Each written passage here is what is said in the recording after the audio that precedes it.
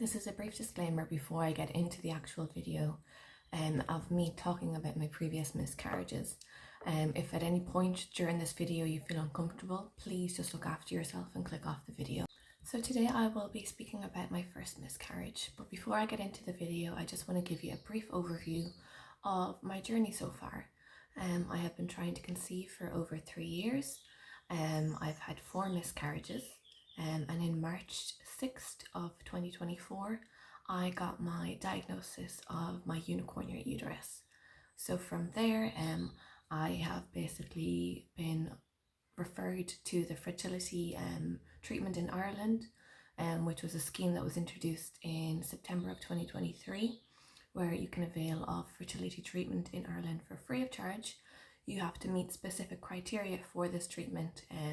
So obviously with my previous miscarriages and also my diagnosis of my unicornuate uterus, I was basically accepted into it. I had my first appointment a few weeks ago with the actual nurse. We done our blood tests and as well a scan as well of the inside just to see what they're working with while I'm not pregnant. My next appointment is in September, and that will be with the doctor where she will go through what treatment will be best suited for myself. So whether she chooses IVF, IUI or ICSI. So from there then I will have to choose my clinic, which clinic I want to choose from, either Reapermed. There's a range of them that she gave me a list that I have to pick from if I'm to go forward with the process, which I definitely will be. So going off that, my first miscarriage was in January 2022. We had been trying for over a year. I had gone to the doctor initially, and I think it was 9 months and I had gone to the doctor, and I basically discussed, as myself and my partner have been trying to conceive for over 9 months now, and it's just not working. So basically in Ireland, I'm not sure where you're from or what the rules are, but you have to be trying for over a year in order for the doctors to try and help you conceive.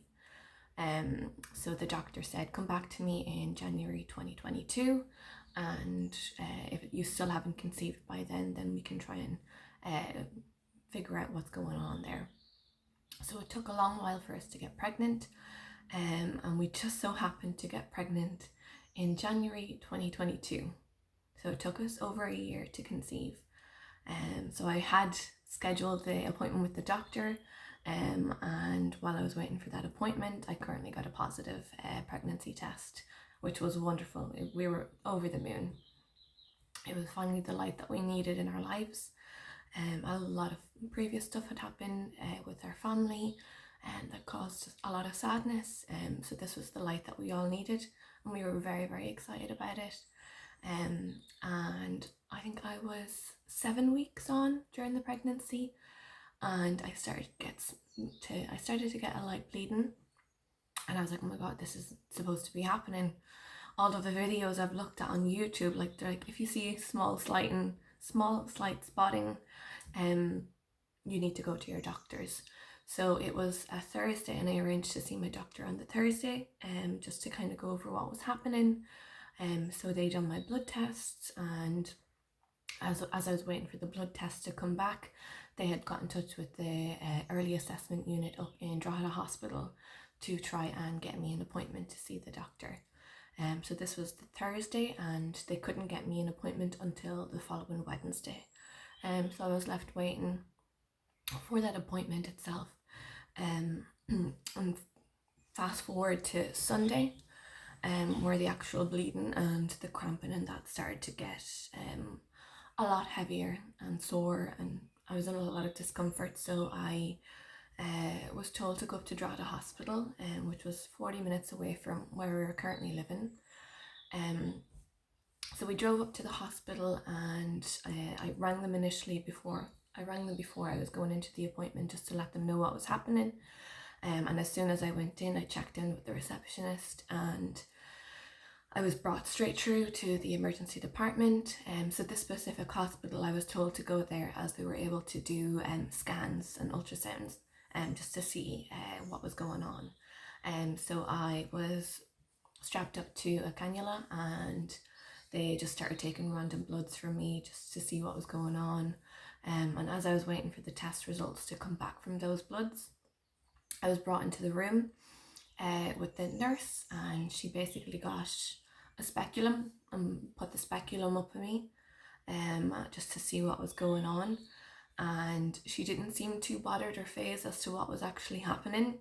She basically said that my uterine lining is exposed, so normally it looks like this, but mine was looking like that. And she said that the actual uterine lining, there's a slight bleed in it, and that there's nothing to worry about, you're not having a miscarriage, but I would still keep the appointment for Wednesday.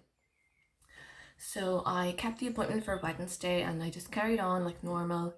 I went to work on the Monday, and still small little cramping. The bleeding had kind of subsided a little bit. So I was like, okay, maybe it just is the uterine lining that's exposed, or whatever she was saying, and that there's a small bleed in that, and there's nothing to worry about. So I went to work, and I finished at 5 o'clock, and we were closing up shop. I was turning off all the TVs and that in the place where I worked, and I was like, oh, I have to go to the toilet. So I went to the toilet and came back out, and I was like, oh, I'll just continue to close up the shop.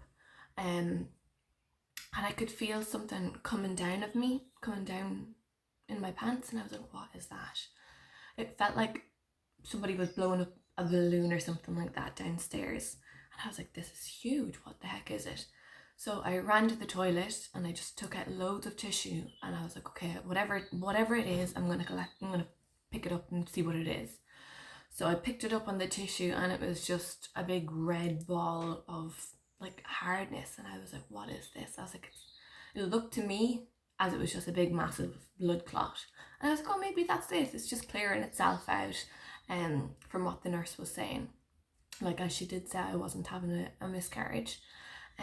So I was like, oh, maybe it's just a blood clot. So I flushed it down the toilet and thought nothing of it, and walked home and had dinner and carried on like everything was normal. I told my husband about what had happened, and he didn't seem to mind either, because the nurse basically was saying that there's nothing to worry about, it's just your uterine lining bleeding kind of thing.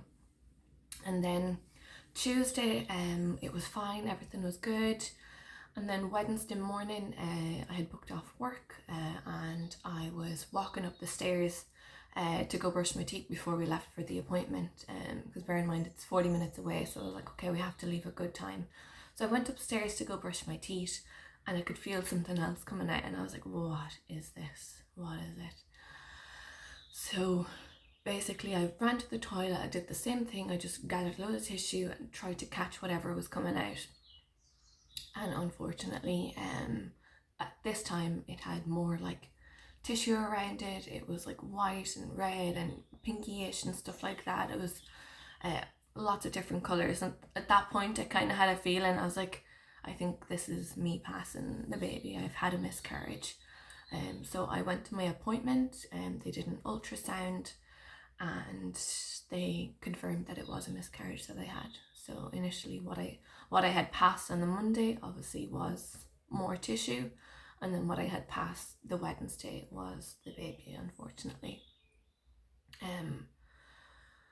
But yeah, the symptoms that I had throughout this pregnancy were food aversions. I hated eggs. The smell of eggs were absolutely disgusting. And then as well, very, very nauseous. But after the appointment, I just took time to heal.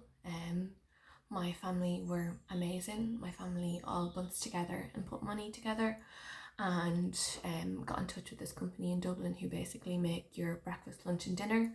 So they got a week's worth of meals sent to me and my husband just while we kind of got through this process, because when you're feeling this way, you don't want to do anything, you don't want to see anybody, you don't want to cook, you don't want to go food shopping or anything like that. So the fact that they all went together and started, like, they bunched their money together to do this for us was honestly amazing. But so both of us just took the time to heal ourselves, and to try and get through this process. So myself and my husband, after the first miscarriage, we just looked after ourselves, and I didn't rush getting back to work or anything like that. I think I took 9 days off, just to look after myself, just to go for walks with myself, with my husband and my dog, and to just look after one another. But yeah, I will be doing some more story times with me on my 3 other miscarriages as well. But if anyone has any questions, you can leave them below in the comments, or also I do have a TikTok page and an Instagram page. It's Seed of Hope. But thank you so much for clicking on the video, and I hope you have a wonderful day. Thank you.